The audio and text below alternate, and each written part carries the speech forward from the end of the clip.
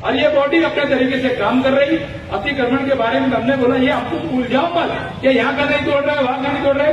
अभी बकरीद का 8-10 दिन थोड़ा सी हम लोग यानी जो सामान्य रोड के किनारे लगाने की हिदायत दी, जिस तरीके से हमने अभी अतिक्रमण का जाल बिछाया था, ईद की 83-84 से इससे खतरनाक हो जाएंगे। और हम नो कम्प्रोमाइज तो नो कम्प्रोमाइज पूरे शहर के अंदर अतिक्रमण साफ करेंगे तो करेंगे, भले कोई भी करे। 50 लोगों की हमारी टीम तैयार हो रही है। वो जैसी तैयार होगी हम लोग पूरा रात को 10 बजे तक के काम लेंगे। जो शाम में 6 बजे लगा देते उनको ऐसा लगता है कि 5-6 बजे के बाद कारपोरेशन के लोग नहीं रहेंगे, मगर हम जो गार्ड ले रहे 50, हम सुबह 10 बजे से लेकर रात को 10 बजे तक के ले रहे कि 10 बजे रात तक के हम अतिक्रमण निकालेंगे। और हम किससे डरने डराने वाले लोग नहीं है। अब फिर कोई भी टिप्पणी करे क्या टीका करेंगे, हम अतिक्रमण के बारे में कोई कंप्रोमाइज करेंगे नहीं।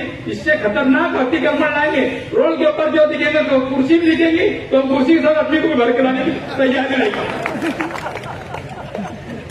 चलो आज के प्रोग्राम में तमाम लोगों का शुक्रिया अदा करता हूँ। मैं लेट हुआ, मेरा ट्रेन आया।